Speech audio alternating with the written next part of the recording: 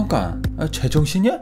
제정신이야? 4월에 나왔어. 4월에 듀얼 스크린 폰을. 근데 그때 거보다 더 좋으면 어떡해? 아직 듀얼 스크린을 못 받은 사람도 수두룩하다고. 수두룩해.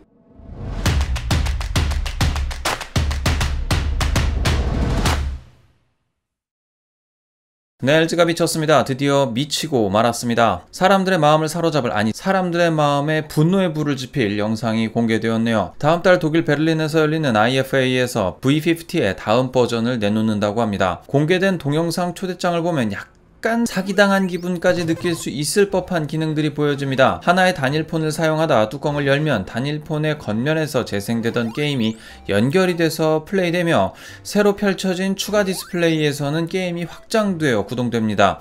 실물 영상도 아니고 실제 작동하는 영상도 아니지만 초대장이 뭡니까? 초대장이 뭘 공개할지 수많은 정보들을 유추할 수 있도록 만들어둔 일종의 힌트 종이 같은 거잖아요. 그런데 이 기능들이 다 돌아가는 제품을 반년도 안 되어 새롭게 내놓는다는 겁니다. 그런데 이 세세한 기능들, 지금의 듀얼 스크린 폰의 불편한 점이라고 콕 집어서 일컬어지는 그 모든 기능을 개선한 폰이 IFA에서 다음 달 9월 6일날 공개가 된다는 얘기예요. 야, 이건 좀 과한 것 같은데 뭐 어찌됐든. 아니, 지금 나와 있는 V50의 듀얼 스크린이나 좀 빨리 배포했으면 억울하진 않지. 훨씬 더 나아 보이는 제품을 6개월도 안 지나서 시장에 공개한다는 게 참 어이가 털리는 일이 아닐 수가 없네요. 사실 기업이 더 좋은 제품을 내놓는 것은 좋은 일입니다. 이게 뭐 나쁜 것도 아니고 좋은 거 내놔주면 더할 나위 없이 좋죠. 하지만 이건 좀 아니다 싶은 생각이 듭니다. 이유인즉슨 좋은 점을 분명히 보유하고 있는 듀얼 스크린 폰을 시장에 내놓았고, 이것이 호평을 받자 얼마 지나지 않아 엄청난 녀석을 또 시장에 뻥 하고 내놓으려고 하고 있다는 거예요. 이 정도면 이미 이전에 V50 내놨을 시점쯤에 충분히 구현 가능한 기술들이었을 거라는 거예요.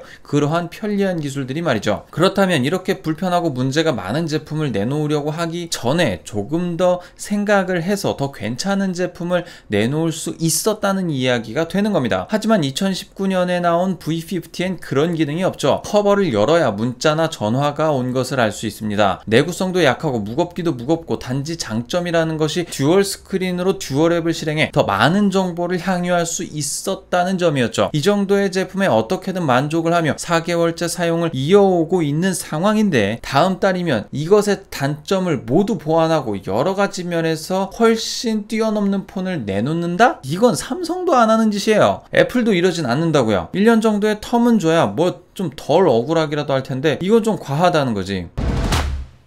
하지만 일면 LG의 속사 정도 이해가 안 가는 것은 아닙니다. LG의 무선 사업부는 벼랑 끝에 몰려있죠. 비싼 인건비에도 불구하고 내내 유지해왔던 국내 생산 공장을 철수하고 동남아 쪽으로 넘어갔습니다. 아무래도 이윤을 남겨야 하겠기에 어쩔 수 없는 선택이었겠지만, 국내에 생각지 못한 실업자들이 생겨난 것은 안타까운 일이 아닐 수 없는 상황이었어요. 또한 내내 실적 부진에 시달리던 LG는 시대에 역행한다는 평가들 속에서도 듀얼 스크린 폰을 뚝심있게 출시했습니다. 여론몰이였는지 어땠는지 몰라도 LG는 이 듀얼 스크린 폰을 어느 정도 궤도에 올려놓는 데 성공하죠. 이전에도 동일한 컨셉의 폰을 ZT-E4에서 출시했었지만 너무 마이너했고 외산 폰이었기 때문에 사람들은 듀얼 스크린 폰으로서의 LG의 V50를 거의 최초로 인식하고 있었을 겁니다. 언론 홍보도 많이 했고 닌텐도 DS와 비슷한 디자인 때문에 어린 친구들에게도 상당한 주목을 받은 것 같았죠. 제가 이거 들고 다니면서 다들 신기해하며 궁금해 하더라고요. 애어른 할 거 없이 이거 다 그 폰 맞아? 라고 물어보면서 관심이 폭발했었습니다. 거기에 더불어 듀얼 앱을 실행하고 편리하게 사용할 수 있게 여러가지 소프트웨어로 편의성을 높였으니 대중들에게 충분히 어필이 될 수 있었을 겁니다. 이런 시장의 뜨거운 반응에 힘입어 이제 더욱 발전한 듀얼 스크린 폰을 내놓겠다고 선포를 한 셈이 되는 거예요. 대중의 니즈와 반응을 확인했으니 이제 쐐기를 받겠다는 건데요. LG의 정책이 확실히 이해가 가기는 하지만 지금 이 시점에 이건 좀 아니다 싶은 생각이 드는 거예요.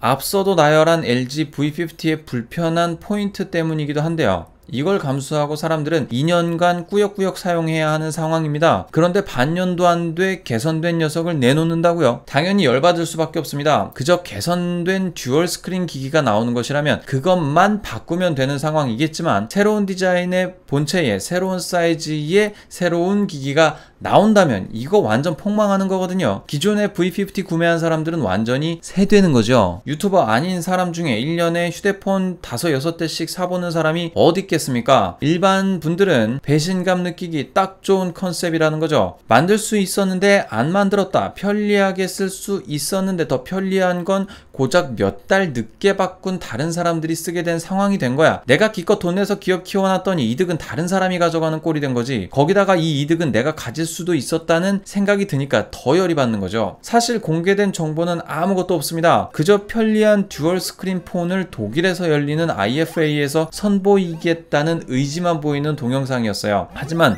이 영상을 보고 난 후에 약간의 화가 나는 건 어쩔 수 없는 일인 듯 합니다.